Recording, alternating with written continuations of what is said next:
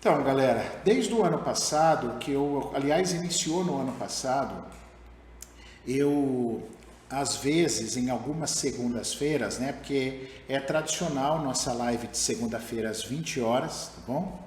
E muitas vezes eu faço um quadro chamado Comunidade Cartas Anônimas. Você pode me escrever nesse quadro, tá? Eu vou digitar aqui, ó. O e-mail comunidade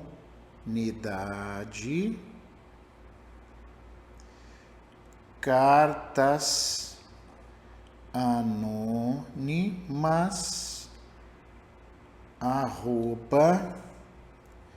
@gmail.com. Olha aí, ó. Eu vou fixar. Então aí, tá fixado, ó. Esse e-mail que eu coloquei aí, ó, Comunidade Cartas Anônimas, é um e-mail meu que só eu tenho a senha. Ninguém mais tem acesso a esse e-mail, nem a minha mulher, pra vocês terem uma ideia. Só eu tenho acesso a esse e-mail, tá? Então, o que acontece? Você escreve a sua história para mim. E qual que é o princípio desse quadro? É assim, galera. Nem sempre dá para eu consultar todo mundo, né? Eu tenho uma agenda, graças a Deus, muito cheia e meus horários são limitados. Bença, meu pai. Bença, obrigado aí pela presença. Meus horários são limitados, então eu não consigo atender a todos. Então esse horário aqui é um horário que muitas vezes eu abro esse quadro para que você possa escrever para mim aí a sua história e eu tentar te ajudar daqui.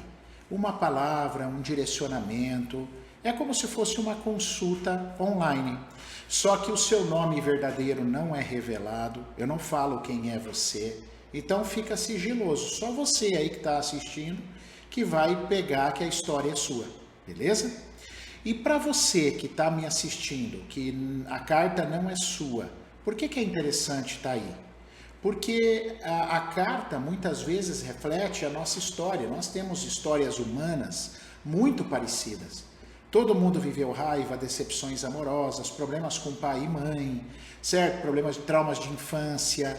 Então, muitas vezes, a história de uns pode ser a história de outros, com problemas muito parecidos.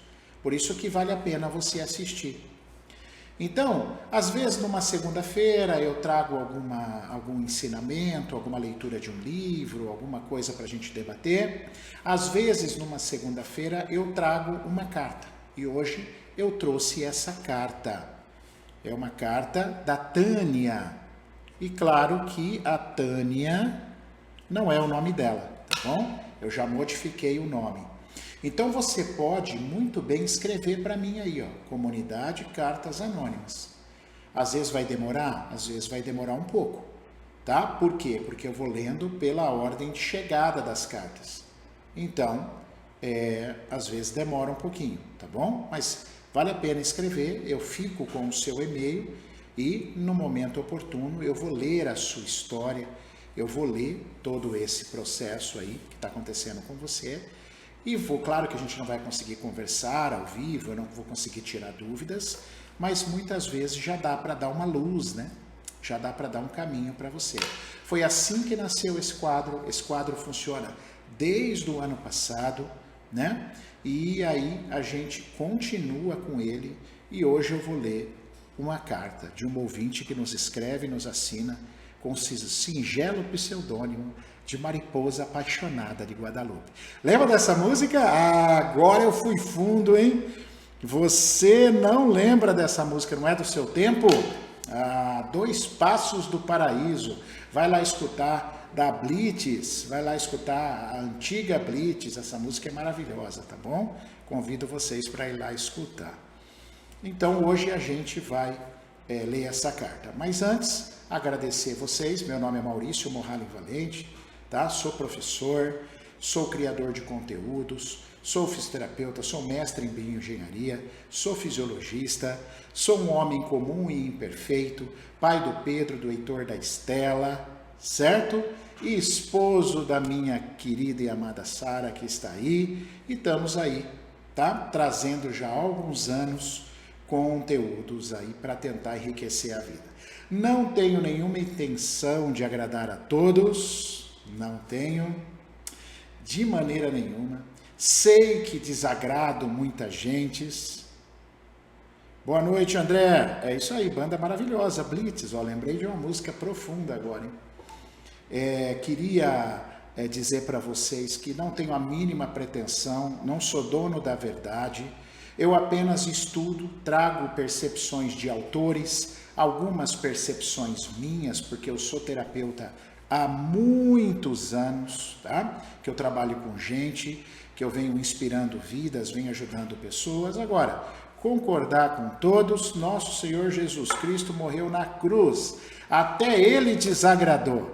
Então, quem sou eu na minha humilde humanidade para acreditar que eu vou, como é que fala? Eu vou agradar a todos. Beleza, galera? Então, não se preocupem. Eu tô bem tranquilo aí.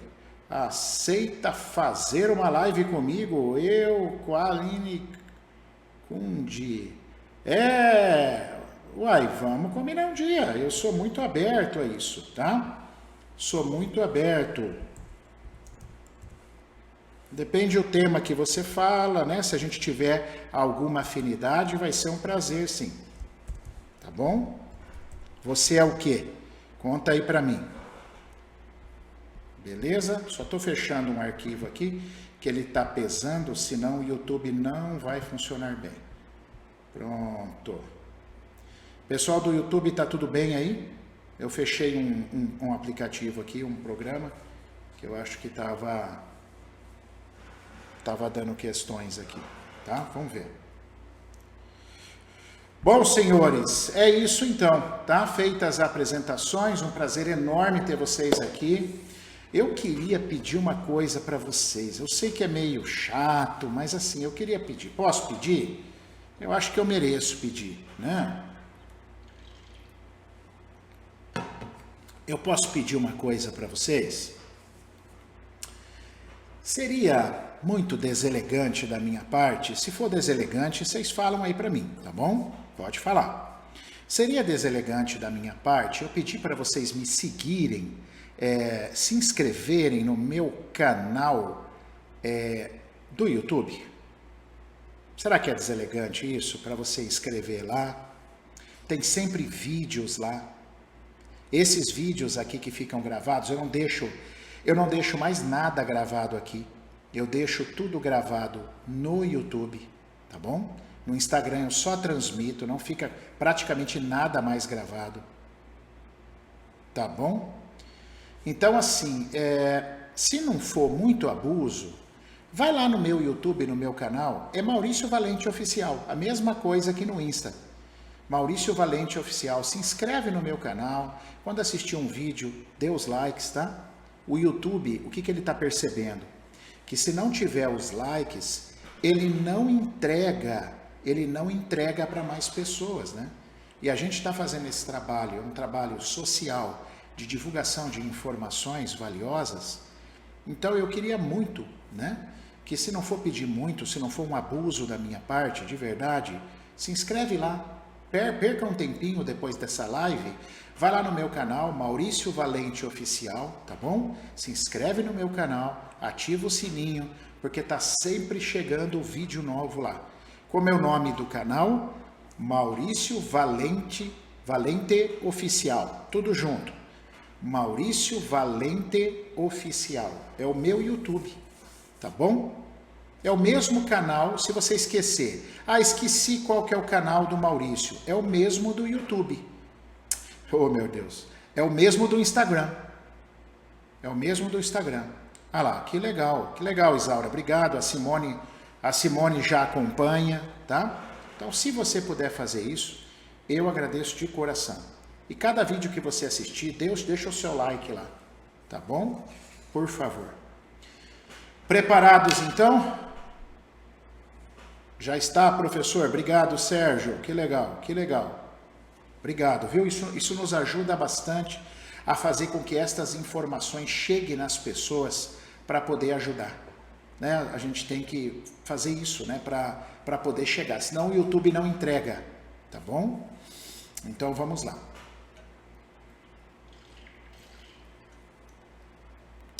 Preparados? Vamos começar a ler a nossa carta. Às vezes vocês vão me ver. Obrigado, Érica. Inclusive eu estou transmitindo ao vivo lá, tá?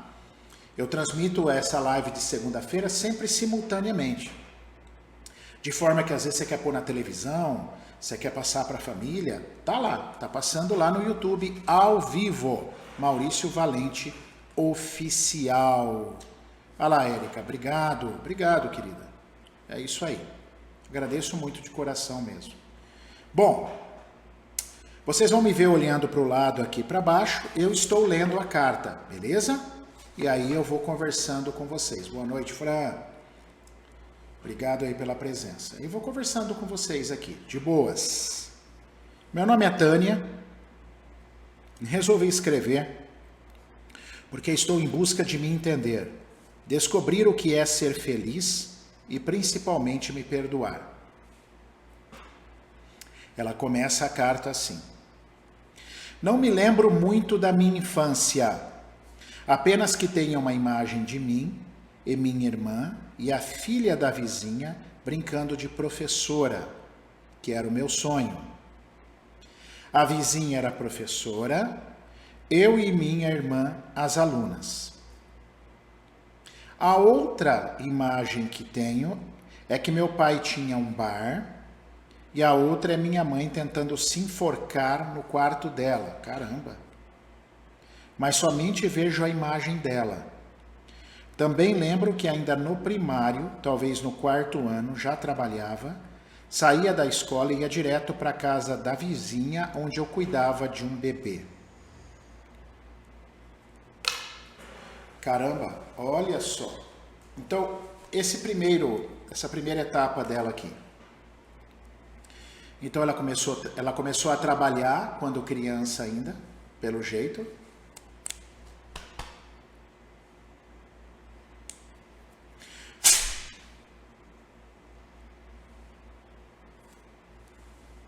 Ela começou a trabalhar, né, muito precocemente quando criança.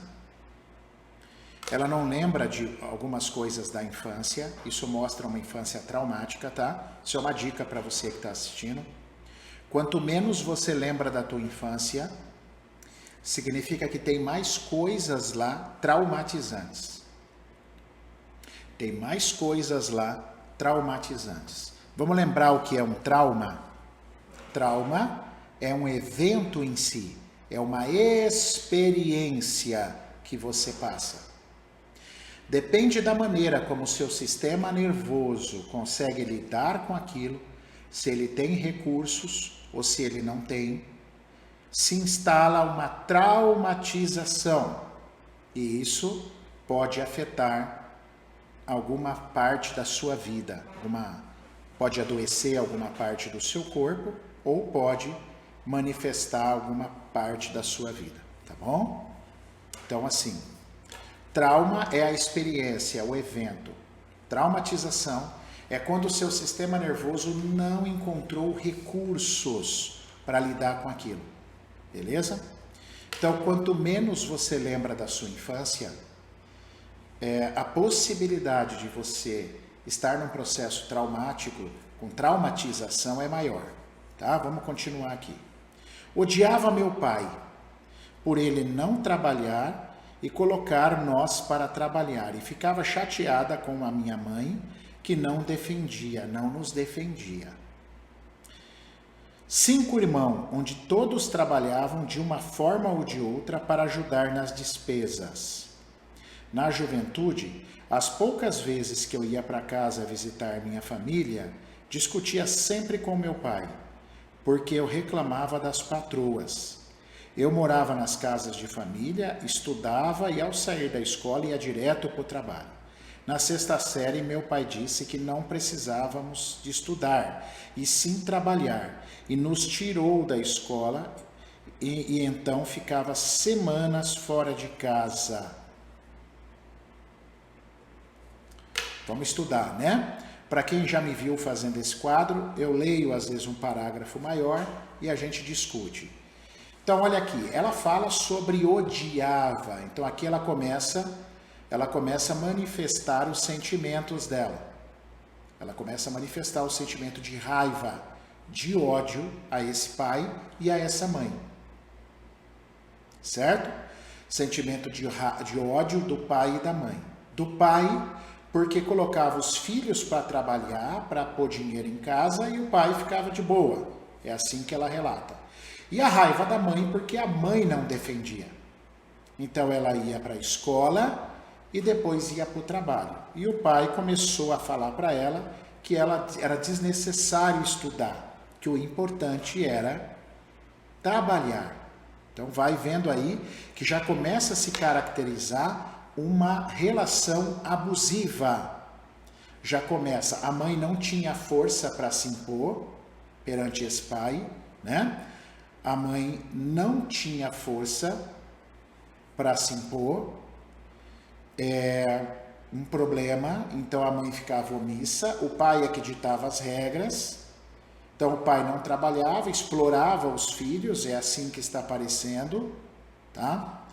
E aí começava a se criar na cabeça dela, começava a se criar uma situação de ódio, de raiva a esses pais, que com certeza mais para frente poderia trazer consequências horríveis para a vida dela.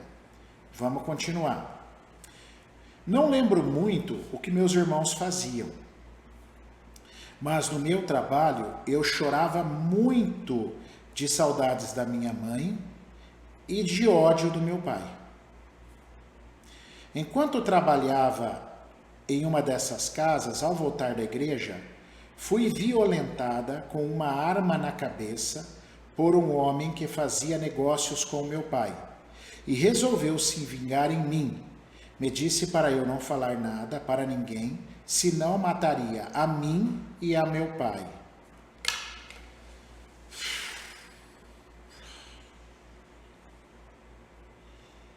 Tem que respirar, né, galera, numa hora dessa, né? Tem que respirar.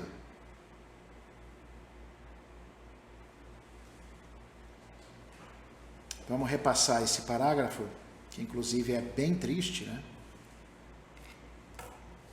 Quando ela saía do trabalho de uma dessas casas, ela então foi violentada com uma arma, um desafeto do seu pai,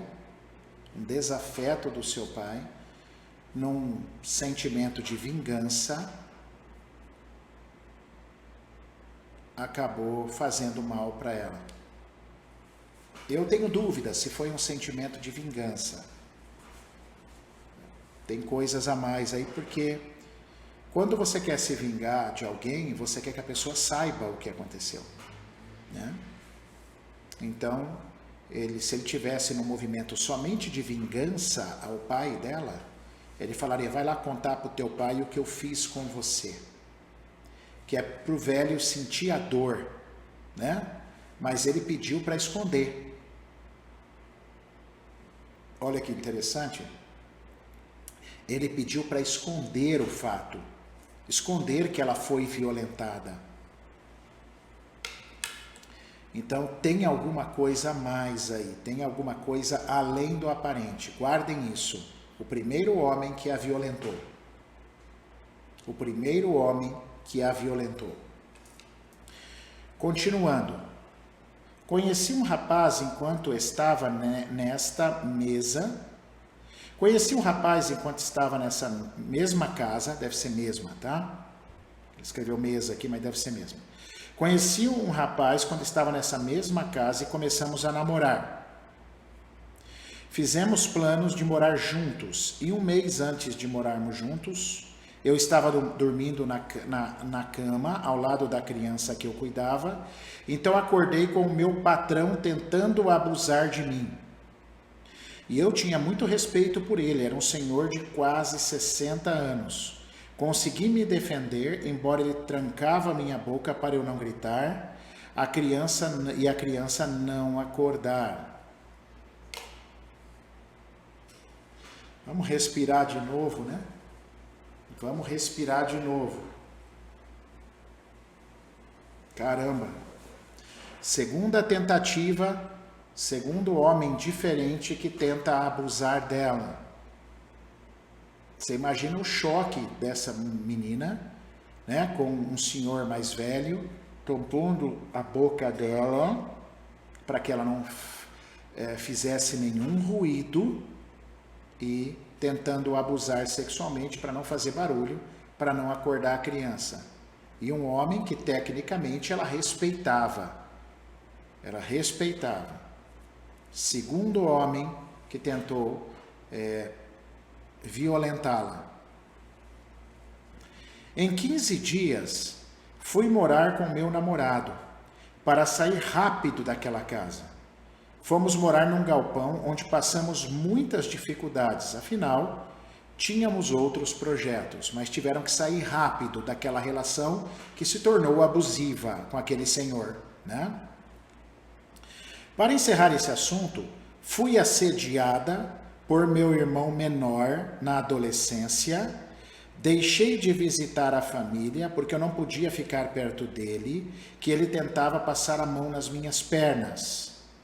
O irmão do meu pai também me assediava, falando que eu era muito bonita e sempre que eu precisava dele estava à disposição e que eu não sabia como pagar para ele. Isso me causou nojo. Me sentia como uma prostituta. Sempre achei que a culpa era minha. Depois que fui morar com meu namorado, descobri que estava grávida, mas acabei perdendo o bebê com apenas 2 meses, pois passávamos necessidades do básico e eu trabalhava muito na roça, ajudando a família dele. Vamos fazer uma pausa aqui. Eu já perdi as contas. Misericórdia, Simone. Misericórdia. Essa é a palavra. Eu acho que aqui, tirando o pai dela, que de uma certa forma também era um relacionamento abusivo, talvez não sexual, mas era um relacionamento abusivo, tirando o pai, 4 pessoas aqui eu contei, 4 ou 5 pessoas abusaram dela. 4 ou 5 pessoas. O pai, até ela não fala aqui que o pai tentou abusar sexualmente, mas o pai teve outros tipos de abusos emocionais e os outros, tudo trauma sexual mesmo. Trauma sexual, ou seja, tentativa de molestar, de abuso, de toques, né? Foi até violentada lá, aquele que colocou a arma nela. Meu Deus do céu. Então vamos falar um pouquinho sobre isso, tá? Vamos falar um pouquinho sobre isso. Pessoal, eu vou tirar esse microfone aqui. Aí. Ele está fazendo um barulho aqui, ele está me atrapalhando. Vamos sem mic mesmo. Tá. Aqui no Instagram. Então vamos lá, galera. Tem 2 leituras aí que a gente pode fazer. Tá? 2 leituras. Primeira delas. Por que essa mulher foi tão abusada? Na verdade, a gente pode estabelecer uma pergunta geral. Por que as mulheres... O que acontece? O que está por trás de quando as mulheres são abusadas? Qual a dinâmica que está por trás disso? Beleza? Essa é a primeira pergunta. O primeiro entendimento. O segundo entendimento é o que isso causou nela. Porque isso é um processo de traumatização. Qual foi o trauma? Qual foi o evento? O evento foram esses homens nocivos que molestaram dela, que atacaram ela sexualmente. Esse foi o trauma. Acontece que, muito provavelmente, o sistema emocional dela, o sistema neurovegetativo ou autonômico, não encontrou recursos para lidar com isso sozinha, até porque ela não podia contar isso para todo mundo. Ela não podia falar para isso com todo mundo. Então isso criou nela um processo sexual, um processo de traumatização sexual. Galera, isso pode dar problema na alimentação, medo de escuro, problemas ginecológicos, problemas com drogas, vícios. Os traumas sexuais, eles são, cara, gravíssimos, eles levam a problemas seríssimos durante as suas etapas. Engordar, emagrecer demais, alimentação seletiva, compulsão, vômito, ânsia quando comem, distorção da própria imagem. Então, essas traumatizações sexuais podem levar a ela problemas de relacionamento durante a vida. Então, esse é um ponto. A Tânia, ela com certeza tem traumas fortíssimos sexuais. E eu vou dizer, com essa história da Tânia aqui, acho muito difícil ela conseguir virar uma chave sozinha, sem ajuda. Tânia, eu não sei se você está aí, né? Você sabe que seu nome não é esse, você já se identificou com a sua história, se você está aí, você precisa de ajuda, querido. Você vai precisar de ajuda. Essa história aqui é muito pesada e nós nem acabamos. Essa é uma história muito pesada que você vai precisar de ajuda para superar, para conseguir recursar, para que o seu sistema nervoso autonômico possa recursar e fazer da sua traumatização uma coisa para o seu crescimento. Porque nós podemos usar traumatizações para fazer a gente crescer.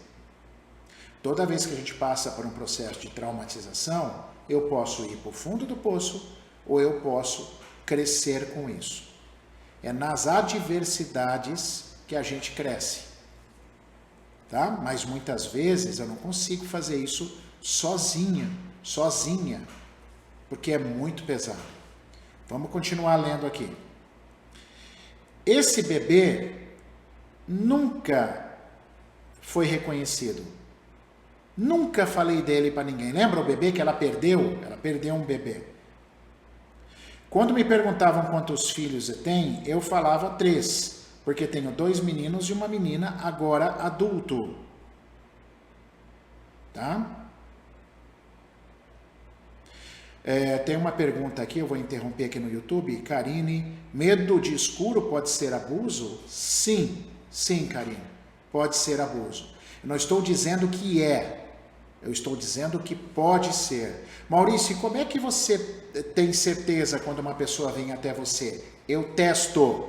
Eu tenho ferramentas em consultório que eu consigo testar e saber de onde vem o medo de escuro. Mas sim, pode ser abuso. E vamos lembrar, hein?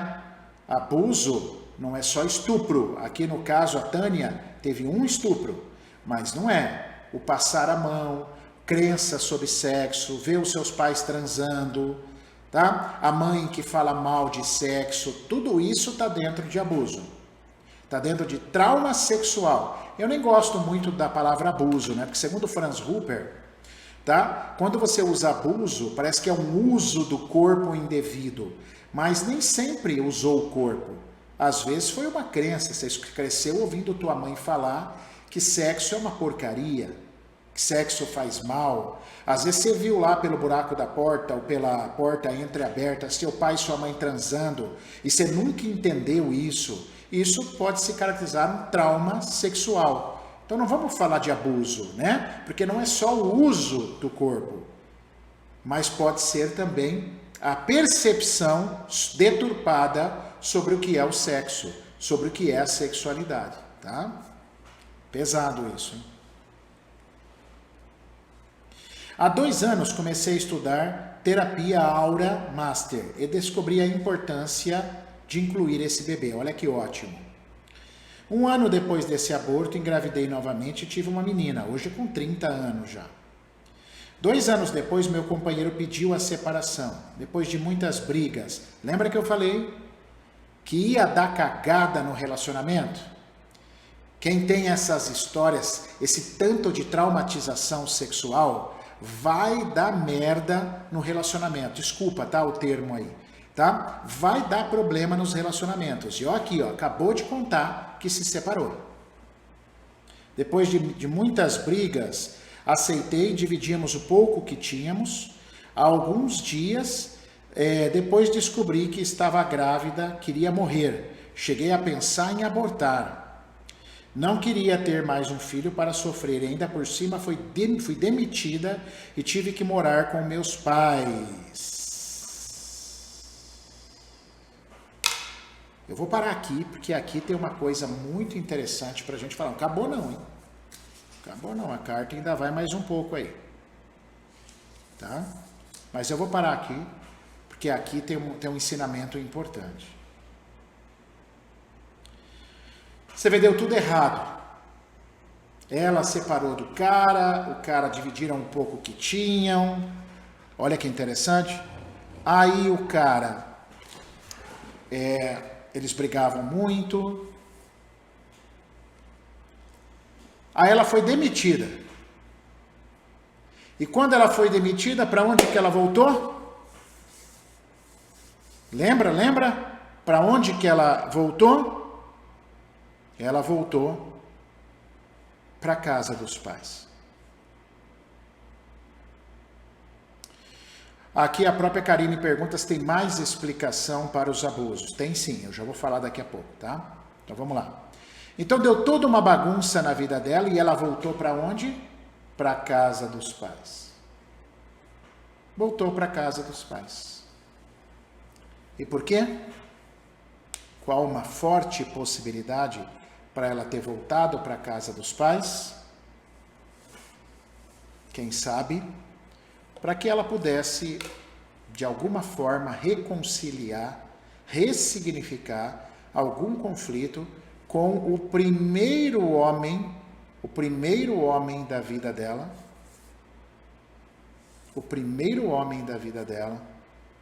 que é o pai. Olha que interessante, que é o pai. E esse primeiro homem, ela já começou a odiar muito cedo. Ela começou a odiar. Sabe por que ela começou a odiar o pai muito cedo? Porque ela julgou o pai. Ela julgou o pai.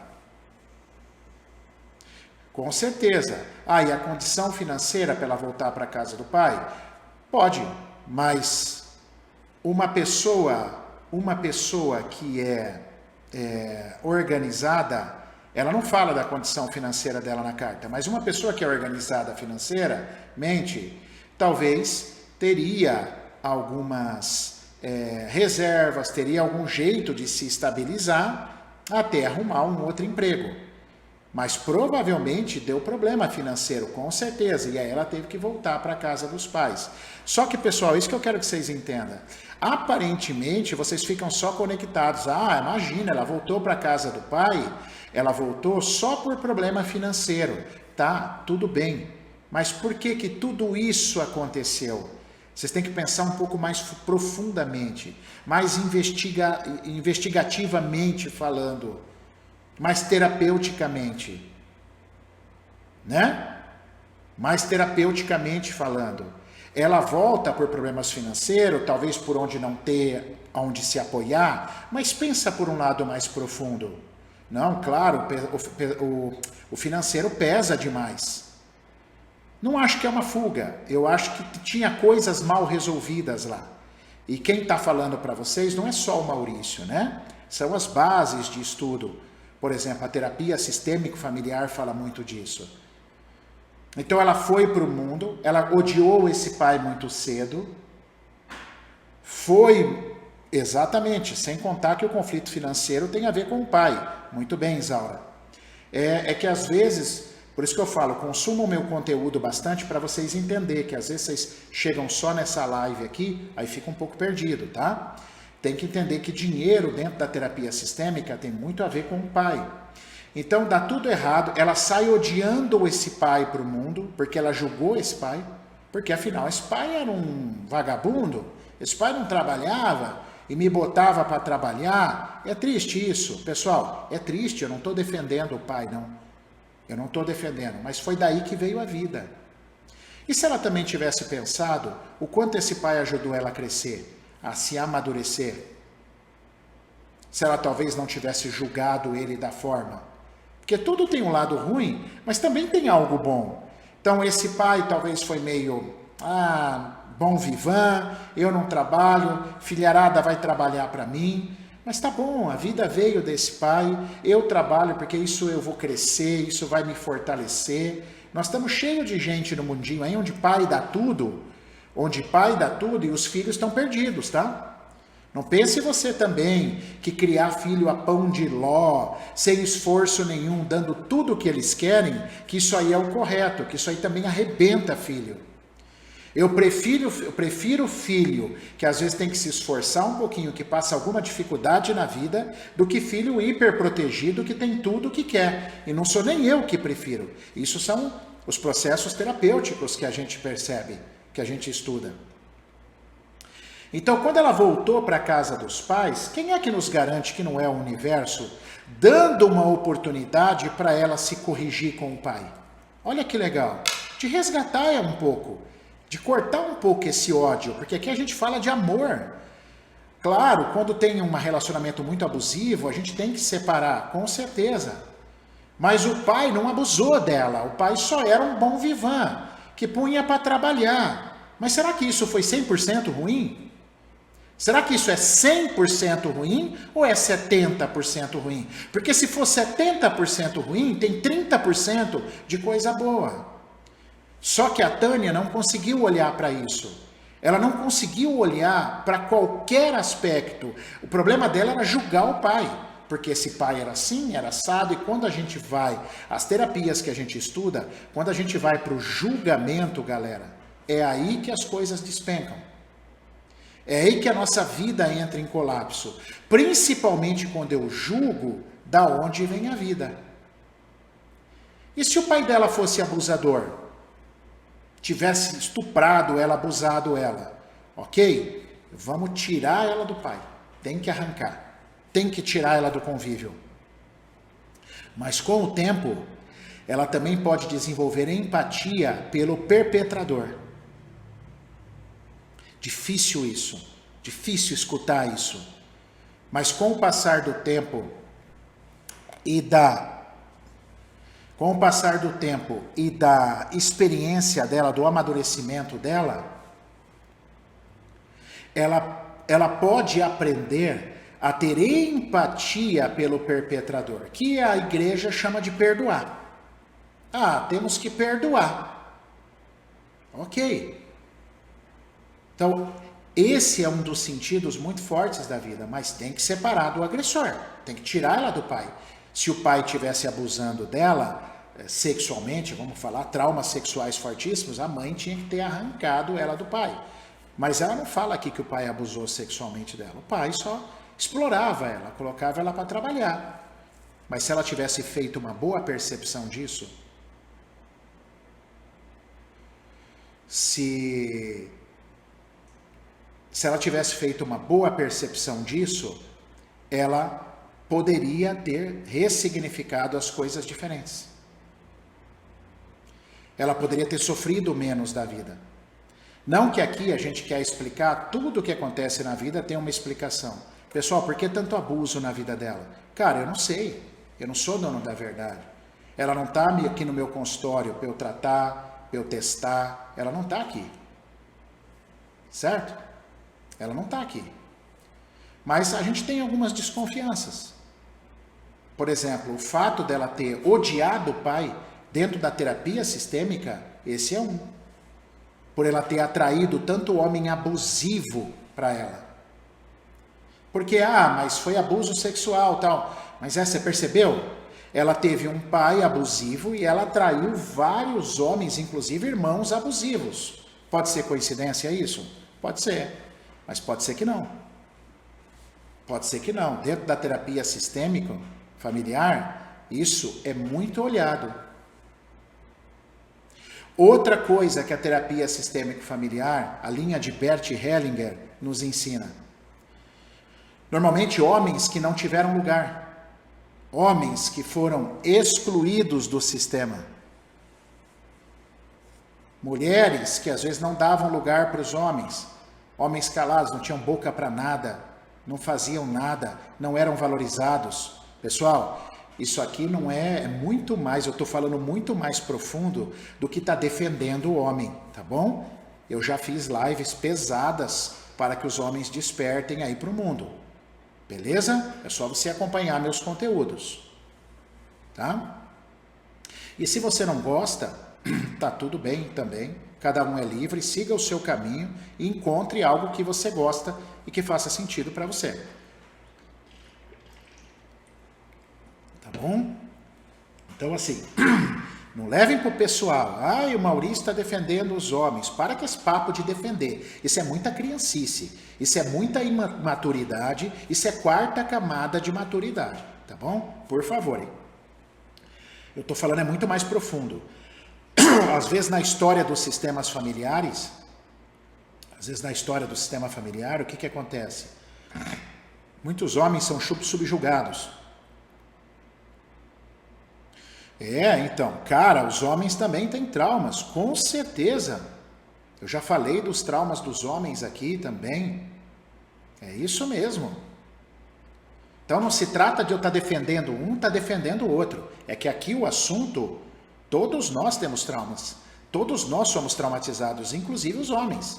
Então tem homens que são tão traumatizados que eles não conseguem se posicionar. Eles não têm boca para nada. Eles ficam reservados. Eles não têm um lugar ao sol. E segundo Bert Hellinger, esse é um dos motivos, ele não tem lugar. Esse é um dos motivos pelo qual alguns homens tentam tomar à força, através de uma tentativa sexual, o seu lugar.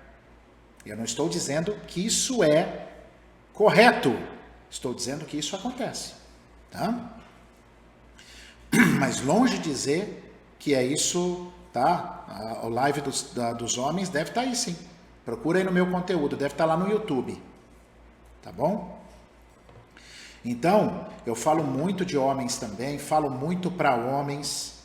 Então, uma das razões desse abuso é exatamente... Eu falo que tem homens traumatizados que não sabem amar. Nessa live para os homens, acho que foi no final do ano passado, viu? Acho que foi no final do ano passado ou comecinho desse ano que eu fiz essa live voltada para os homens. Tá bom? Então são homens que às vezes não têm lugar. Então, sabe o que é difícil a gente ouvir? É muito difícil a gente ouvir sobre autorresponsabilidade, né? E autorresponsabilidade significa que quando uma coisa de ruim me acontece, principalmente quando vira um padrão, tá? Principalmente quando vira um padrão. Igual aqui a Tânia. A Tânia teve várias vezes ela foi molestada. Então, a Tânia também tinha que olhar para dentro dela. Cara, o que eu preciso corrigir? Isso é autorresponsabilidade. Porque senão você só fica culpando os outros. E é horrível, caramba. Veja o que ela sofreu. Veja o que ela sofreu. Ela passou muito mal. Molestaram ela. Mas se ela só ficar falando, esse aqui, olha, esse aqui é um nojento... Esse aqui é um safado, esse aqui é um filho da não sei aquilo, esse aqui é isso. Ela não vai olhar para o que ela precisa olhar também, para não atrair mais esse tipo de homem.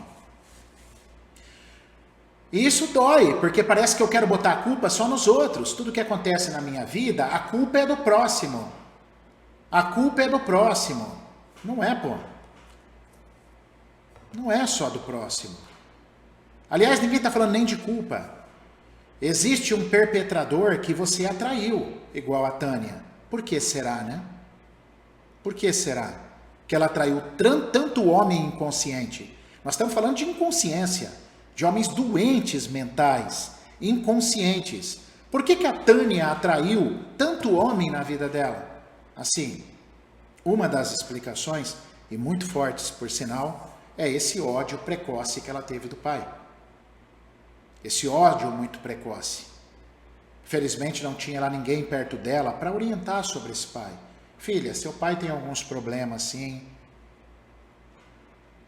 Também não pode. Achar que a culpa é sempre sua. Aí também não pode, entendeu? Tem que ter um meio termo, a gente precisa saber ter autorresponsabilidade, que é olhar para dentro da gente também. Mas também não achar que agora tudo sou eu. Tudo sou eu, tudo sou eu, tá?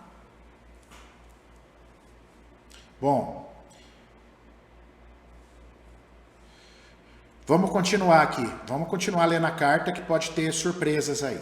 Paguei para ficar lá com o pai, até ter meu filho nascer e logo em seguida arrumei trabalho, aluguei uma casa para nós, embora meus pais ficassem com meus filhos, para eu trabalhar por 3 anos. Olha então, essa mãe que ela tinha raiva porque não defendia ela, o pai que ela odiou, agora ajudou ela a cuidar dos filhos. Você vê como é a vida? Você vê quando eu falei dela voltar para casa? Aparentemente parece só um problema financeiro, mas sempre tem coisas escondidas nisso. Sempre tem coisas além do aparente. Olha que legal. Agora os pais cuidaram do filho dela para ela trabalhar durante 3 anos. Olha que fantástico. Algum tempo depois conheci um rapaz, me envolvi e fui morar em outra cidade. Engravidei, me separei e voltei com esse rapaz pelo menos 3 vezes. Um dia tomei coragem e fui embora para outro estado. Nunca mais me relacionei com ninguém. Hoje minha filha está com 30 anos, moça, trabalhadeira, como a própria Tânia, que trabalhou muito desde cedo, que me deu forças em todos os momentos. Fui adulta desde criança, foi adulta, né, essa filha, porém não consegue ter um bom relacionamento. E não prospera, embora tenha estudo, trabalhou em grandes empresas. Então você percebeu? A menina meio que seguindo o caminho dela. Ela só não fala de abuso. Mas a menina também não dá certo com relacionamento. A menina também não prospera, porque a menina também não reconhece o pai. Olha que interessante. Você vê que essa menina também não reconhece o pai dela. Igual a Tânia. Muito bem. Filho do meio, com 25 anos, entrou em depressão na pandemia e foi abandonado em 2 relacionamentos. Desde então, fala que quer morrer, a vida não tem sentido, perdeu tudo o que ele conquistou, não tem onde morar, se coloca na condição de vítima sempre e diz que a culpa dele estar assim, às vezes é minha. Foi o único que bati nele algumas vezes, pois fugia de casa enquanto eu estava trabalhando. Levava o menor junto. Mente muito até hoje. Às vezes fala que o pai o abandonou. Olha isso. Mora atualmente com a irmã, comprou um apartamento. Você entendeu a história dos filhos? Você percebeu a história dos filhos? Ela estão carregando, né? Como se fosse uma lealdade. É isso que a terapia sistêmica, quem entende, quem estuda a terapia sistêmica, por isso que eu estou sempre aqui contando para vocês, sabe dessas dinâmicas. Então, o que acontece? Às vezes os filhos, por um amor cego, por uma lealdade, carregam pelos pais. Olha só, talvez a própria Tânia fez isso. A própria Tânia tinha raiva do pai e da mãe. O que aconteceu com esse menino? Tem raiva da mãe. Os dois têm problema de relacionamento também. Assim como Tânia nunca mais teve ninguém. Vocês percebem, pessoal? Então, quanto isso é forte, o quanto a gente tem que olhar para isso. Agora, se eu passar uma vida inconsciente, só reclamando da vida, de tudo o que me aconteceu e botando a culpa nos outros, parabéns, faça o que você quiser. A escolha é sua. Mas com certeza você não vai conseguir dar saltos. Você não vai conseguir ter evolução na sua vida fazendo isso. Entende? Isso é autorresponsabilidade. Autorresponsabilidade é pegar uma história dessa aqui e falar, puta, que pena, eu sinto muito, eu como homem, como pai, como terapeuta, eu sinto muito por tudo que aconteceu com a Tânia. Mas Tânia, vamos acordar? Vamos olhar para onde você precisa olhar? Perfeito? Esse mesmo pai que bancava a mordomia, esse mesmo pai foi o pai que te deu a vida, foi o pai que te trouxe ao mundo, que te deu a oportunidade de experienciar essa vida, de amar os seus filhos. Então vamos tentar olhar a situação de uma forma diferente. Vamos olhar essa mãe que talvez não teve força. Quando você faz seus movimentos internos de ir até o seu pai e ir até a sua mãe, mesmo que internamente, a sua chance de mudar e virar a chave na sua vida passa a ser muito maior. Porque enquanto, olha o que o Bert Hellinger nos falava, está acontecendo aqui. Enquanto as coisas não forem resolvidas, elas vão acontecer de novo. Elas vão acontecer nos nossos descendentes. Eu até cursei pedagogia achando que era o meu sonho. Porém, quando comecei a trabalhar, me senti deprimida. Desde então tenho procurado psicólogos, terapeutas. Atualmente estou fazendo curso, já fiz EFT. Estou fazendo aquele curso de Aura Master. Semana passada comprei a terapia biológica noturna, fiz uma consulta de numerologia e a terapeuta pediu se o meu filho de 25 anos era só ele ou havia outro perdido bebê. Então, estou assistindo seus vídeos sobre gravidez gemelar e me chamou a atenção. Então, uma coisa bacana na Tânia, vocês perceberam aqui? Ela já está procurando ajuda. Ela já está nesse meio. Ela já disse sim para a autorresponsabilidade. E com certeza em algum lugar aqui ela escutou que não adianta só ficar no vitimismo, não adianta só ficar chamando os outros de mau caráter, não adianta. Porque o outro é mau caráter, porque meu pai era forgado, porque o irmão do meu pai que abusou de mim era mau caráter. Não adianta só ficar xingando os outros de mau caráter. É triste, é. Temos que nos separar e muitas vezes parar de conviver com pessoas tóxicas? Sim, mas nós temos que parar, pelo amor de Deus, para pensar por que é que eu estou atraindo tudo isso. Porque no universo é tudo energia, galera. Nesse universo, você precisa começar a acreditar que tudo é energia, tudo funciona por energia. E energia funciona por frequências de vibração. A gente atrai aquilo que a gente está vibrando. Então é importante que a gente tenha essa autorresponsabilidade do que eu posso corrigir na minha vida, do que eu posso fazer, do que eu posso usar daquele processo de traumatização, tirar um aprendizado valioso. E aquilo que eu não estou conseguindo, fazer igual a Tânia está fazendo.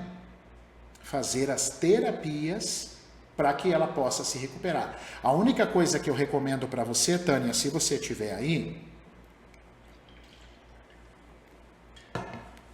busque terapias que liberem o seu corpo também, tá? Esses traumas sexuais, eles ficam muito impregnados no corpo. Não adianta só ficar conversando, tá bom?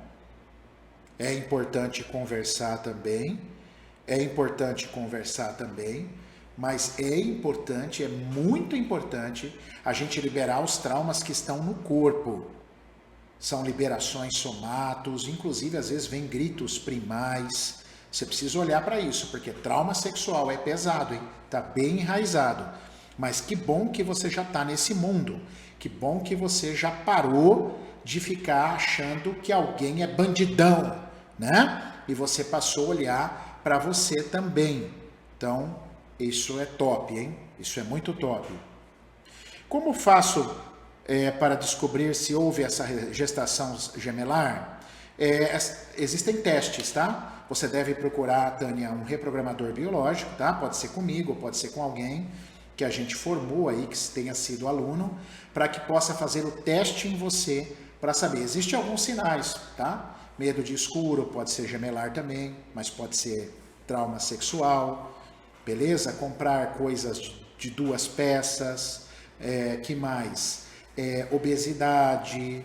Tem vários sinaizinhos, falava muito quando era criança, é mais deprimido do que triste, ser mais deprimido do que alegre, perdão. Isso são alguns sinaizinhos de que pode ser um gemelar, tá bom? Eu tenho live aí sobre gemelar.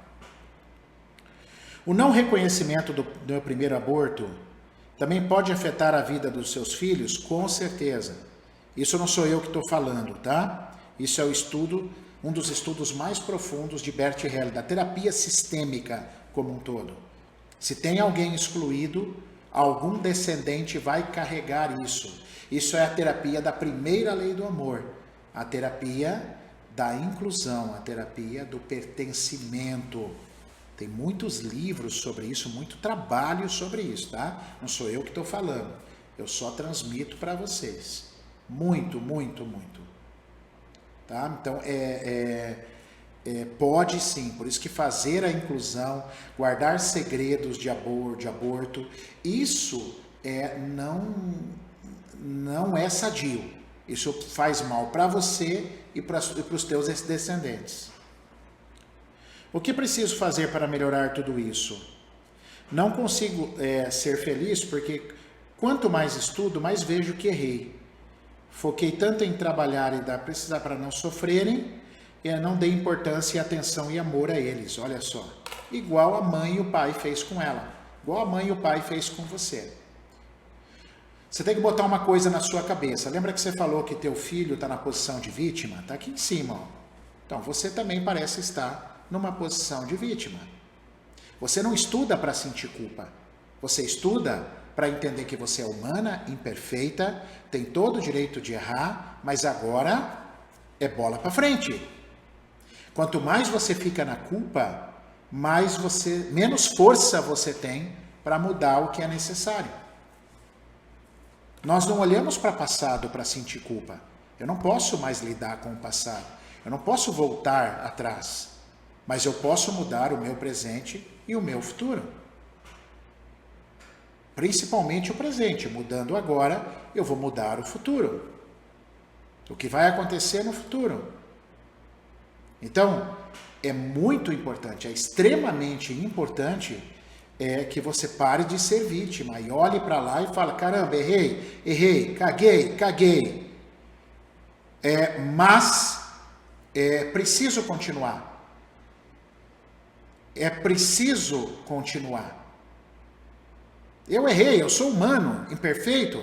Vocês acham que o Maurício, por eu ter estudado, por eu ser um estudioso há muito tempo, vocês acreditam que eu sou perfeito, que eu não tenha cometido algum erro? Mas o que a gente faz? Pega o erro, olha para o passado, como não errar de novo? O que eu preciso fazer? Para onde eu preciso olhar? E não ficar na culpa. Então você me faz uma pergunta, como fazer para melhorar tudo isso? Primeira coisa, saia da culpa. Saia completamente da culpa. A culpa não vai te levar a nada. Você é imperfeita, você teve o direito de errar. Você aprendeu a trabalhar ao invés de ter afeto. Você só vendeu isso para os seus filhos. Você vendeu aquilo que você comprou dos seus pais. Seus pais também não eram bons em afeto. Mas te ensinaram a trabalhar. O que você fez com os seus filhos? Como você julgou seus pais, julgou os seus pais, não entendeu a dor dos seus pais, você não entendeu a inconsciência dos seus pais, você não conseguiu ter empatia por teus pais, você vendeu o seu produto para os seus filhos. Aí os seus filhos estão com dificuldade hoje de ter empatia por você, por reconhecer que você é a mãe, que você deu a vida. Você vê como o universo é categórico? Te deu a mesma experiência para você sentir na pele quanto dói julgar. Te deu a mesma experiência. Beleza, Maurício, aprendi isso, então agora bola para frente. Antes tarde do que mais tarde. Vai em busca dos seus filhos, vai em busca dos seus pais, onde tudo começou. Tenta agradecê-los, se preparar para trazer o seu agradecimento, não precisa conviver não. Mas é mudar o foco, mudar o seu jeito de pensar. Olha lá, até hoje não consigo abraçar meus filhos. Às vezes abraço, mas percebo que tem uma trava ou um trauma. Não consigo prosperar. Ou talvez só é uma questão de hábito, porque você não está acostumado a abraçar, você não tem costume de fazer. Então o teu corpo não tem esse hábito. Mas se você treinar, você aprende a abraçar. Porque você não tem nenhuma lesão motora. Você mexe seus braços, você tem o seu cérebro em dia. Então, muito bem, aprenda a abraçar. Eu posso treinar a abraçar. Eu posso treinar dar beijo. Eu, por exemplo, sou um cara que hoje, meus pais estão assistindo aí, eles vão confirmar isso. Eu nem sempre pedi benção para os meus pais. Eu tinha vergonha de pedir benção. E quando eu tomei a atitude de pedir benção para meus pais, tocava o telefone, eu falava com meus pais, tá bom, beijo, beijo. Aí eu olhava para os lados para ver se não tinha ninguém. Eu olhava para os lados e falava assim, tá, benção, benção, pai, benção. Com vergonha de que alguém fosse ouvir, eu tinha vergonha, não sei porquê, de pedir benção para os meus pais. Aí eu fui trabalhando, praticando. Hoje é uma coisa tão automática que eles entram, benção mãe, benção pai. É treino, pessoal. Muitas coisas na vida é treino. Como é que, Tânia, você vai querer abraçar gostoso se você não recebeu isso? Mas você não estudou? Você não sabe que hoje é importante a força de um abraço? Certo? Então vai lá e faça, abrace. Vai ser esquisito a primeira vez, as 50 primeiras vezes vai ser esquisito, depois vai ficando gostoso. Hoje é gostoso pedir bênção para o meu pai e para minha mãe, eu me sinto muito bem. E é uma honra para da onde veio a minha vida. Então, isso é treino. Não fica esperando uma condição ideal, não fica esperando uma condição ideal para as coisas mudarem e você aprender a abraçar. Vá em busca do que você quer. Isso é treino, isso é neuroplasticidade, é treinamento.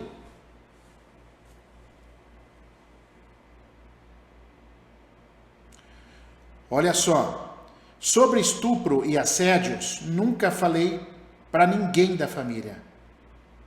Reconheço meus pais e entendo que só me passaram o que tinham e repassei aos meus filhos, o que eu tinha também, mas estou com 53 anos e não sei o que devo fazer nem como fazer, mas sei que preciso de alguma coisa para me sentir melhor. Afinal, estou com problemas de saúde e sei que a maior parte é causado por pensamentos negativos e repetitivos, constantes que estão me sugando. Gratidão. Puta, que carta que fecha com chave de ouro, cara. Olha as coisas que eu vou falar para vocês agora nesse fechamento dessa carta. Prestem atenção, que forte isso. Ela está com 53 anos e ela precisa fazer alguma coisa para sentir-se melhor. Aí é que está a chave. Lembra quando eu falei para ela? Que ela precisava fazer alguma técnica corporal? Pessoal, muitas pessoas, quando se traumatizaram, sentiram. Quando ela foi abusada e assediada, quando ela foi violentada, estuprada, ela sentiu.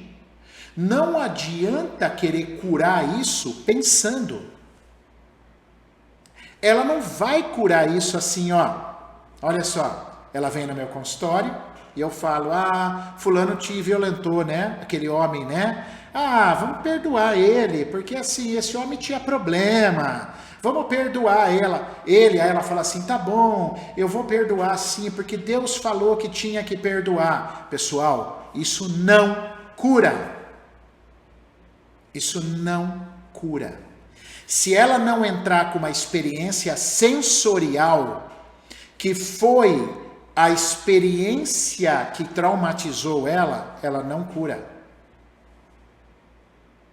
E concordo, Simone, ela tem que se perdoar, ela tem que se amar, ela tem que entender que tudo isso aconteceu com ela e ela não pôde mudar. Então ela tem que aceitar e ir para um novo passo, que é o seu perdoar, que a Simone coloca aí. Mas ela tem que sentir a experiência da cura. Talvez até agora ela só fez terapias que fizeram ela pensar. Tá bom, ajuda 20%. Porque 80% é a comunicação do corpo para a mente. É só vocês estudarem a teoria polivagal de Stephen Porges, que eu já inclusive falei também, 80% da comunicação é do corpo para a mente e não ao contrário. Então, pessoas que ficam procurando respostas terapêuticas só na mente, na mente, na mente, na mente, você não vai se curar, você vai se curar 20%, vai melhorar 20%. Experiência sensorial, Heleno, é uma terapia que faz trazer aquelas violências que você sofreram, no caso dela, na expansão do corpo. O seu corpo manifesta. O seu corpo manifesta. Teoria polivagal, isso mesmo, Renata. Isso, polivagal. Eu só não sei se é com Y, não lembro se é junto, tá? Mas é teoria polivagal. Se você procurar na internet, você vai ler sobre Stephen Porges, que foi o criador. E você vai perceber a importância de trazer para o corpo, de somatizar. Então são aqueles pacientes que se contorcem, às vezes tem liberação somato, às vezes soltam gritos primais horrorosos, como eu já tive no meu consultório. Vários tipos, vários pacientes que soltaram um grito primal. Às vezes a Tânia tem que dar um grito durante uma terapia para ela começar a melhorar. Ela tem que sentir, ela tem que pôr para fora tudo isso que ela reprimiu. Você vê como está reprimido? Ela não contou para ninguém. Olha lá, ó. A experiência somática de Peter Levine, a Sara coloca aí a teoria polivagal do Dr. Stephen Porges. São linhas que falam de traumas lindíssimos e que nos ensinam a importância de trabalhar o corpo. O corpo, não só a mente, não ficar só pensando. E talvez essa, Tânia, seja a cereja do bolo da sua carta de hoje. Querida, procure terapias de experiência sensorial do seu corpo, para que você possa pôr para fora, parar de reprimir isso. Isso está reprimido, nem contar para ninguém você contou. Está dentro de você reprimido e você não vai se curar. Ana Maria, eu tenho que fazer isso. Muitos de nós temos que fazer isso.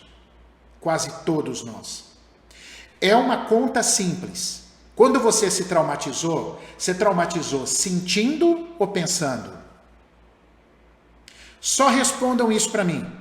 Só responda aí, não precisa nem escrever. Quando você sofreu uma traumatização, você pensou ou você sentiu?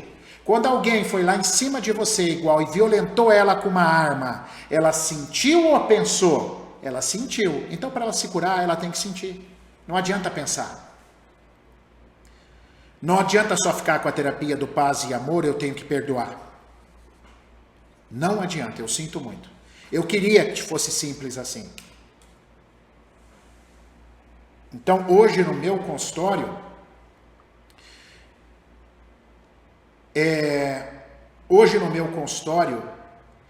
eu trabalho com reprogramação biológica, tenho estudos da teoria polivagal, né? Eu fiz um curso de formação dentro da teoria polivagal. Então, hoje, o que eu faço? Eu procuro trabalhar os meus clientes para promover a corporificação, ou seja, eu trabalho com eles para que eles tragam o trauma da mente para o corpo e ali eu vou ajudando com recursos para que eles possam se despertar e se curar para realmente deixar aquele processo de traumatização.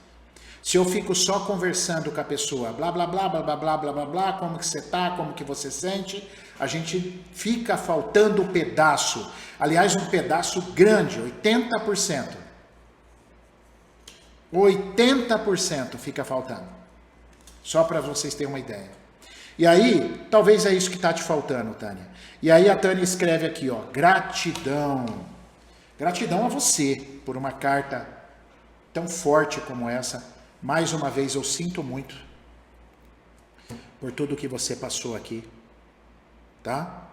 Olha lá, a Sara escreveu aqui. A Sara é minha esposa, né? Ela é muito estudiosa também. Sara tem um trabalho lindíssimo com mindfulness e também entrando para a teoria do trauma, para as terapias do trauma. São estudos baseados cientificamente na neurobiologia, entendendo quanto as traumatizações impactam o nosso corpo via os mecanismos de sobrevivência do sistema nervoso autônomo. impactando também a mente. Só que a comunicação é 80% do corpo para a mente. Eu passei uma vida inteira achando que era ao contrário. Eu passei uma vida inteira achando que a mente mandava mais informações para o corpo. E é o contrário. A prova disso também é o intestino. Você sabia que o intestino conversa? 80% da conversa entre o teu intestino e o cérebro, 80% é do intestino para o cérebro, 20% do cérebro para o seu intestino. Por isso que em 2014 o intestino ficou conhecido como o segundo cérebro. Então, forte isso, né? Então, terapia hoje tem que passar pelo processo de corporificação. Hoje eu não acredito mais numa terapia só de pensamento, sem a pessoa sentir. Então, essa é a grande cereja do bolo.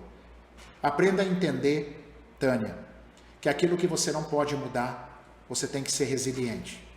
Resiliente é renascer das cinzas. Fênix. Isso é importante.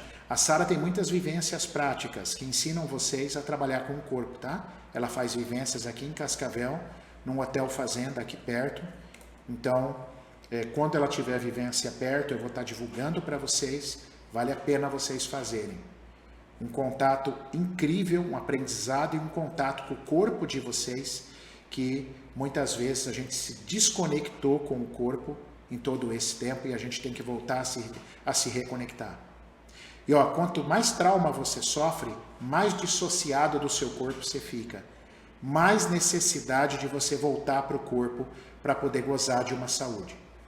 Então, Tânia, aprenda a aceitar aquilo que você não pode mudar.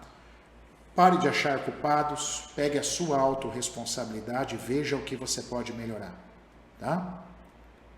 E quando você fala assim, eu já olhei para os meus pais, eu sei que eles me deram o que eles tiveram, aí eu faço uma pergunta. Claro que a gente não vai ter resposta agora, mas eu lanço uma pergunta no ar.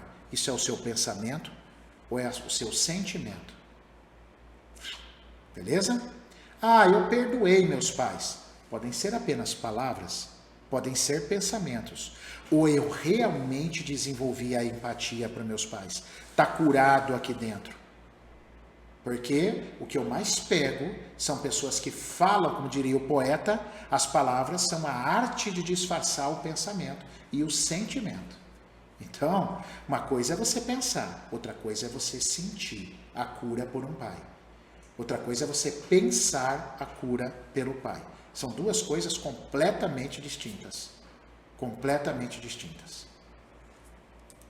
Beleza? Então, gratidão a você. Gratidão pela sua carta fortíssima, que você encontre aí uma inspiração nessa nossa leitura de hoje, nessas nossas dicas.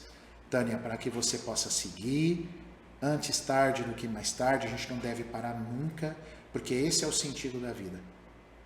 Tá? Este é o sentido da vida. Então, eu estou muito feliz por vocês também, por estarem aqui comigo, ficarem todo esse tempo, né? Foi uma live de mais de 1 hora de conexão e eu fico muito feliz de ter vocês aqui e uma excelente semana para vocês, excelente mesmo semana, que a gente possa ter uma semana abençoada, de muitos sentimentos, rodeados de pessoas maravilhosas. Vamos passar desafios? Vamos, mas procurem também coisas boas, não fica só no problema, tá bom? E eu sou muito grato a todos vocês. Mesmo você que só assistiu, não quis escrever, não tem problema, vocês que escreveram, igual a Simone, igual outras aí que escreveram bastante coisa, muito obrigado pela participação. Vocês aqui neste canal são muito bem-vindos, tá? Não temos a intenção de ser donos da verdade, mas vocês aqui são bem-vindos, tá bom? A Isaura que participou bastante, muito obrigado, viu? Juntos somos mais, nos autoconhecendo, curando, não estamos sozinhos. Há muitos caminhos de ajuda. Que 2023 seja luz em suas vidas. Obrigado, meu amor. Obrigado por você estar aí, tá? Pessoal, não esqueçam de escrever para mim. Quer que a sua carta seja lida? Aí, Comunidades Cartas Anônimas. Manda que eu troco o seu nome, e aqui nesse e-mail só eu leio, tá? E me dá uma força lá, me segue no YouTube, beleza? Se inscreve lá no meu canal, se inscreve, dê joinha, ative sininho, tá bom? Dê esse apoio lá. Beijo no coração de vocês. Obrigado ao pessoal do YouTube que nos assistiu aqui também. A minha mãe e ao meu pai. Bença mãe, bença pai, uma boa noite para vocês e uma boa noite para todos nós, né? Que seja uma semana de luz aí. Fiquem bem. Beijo.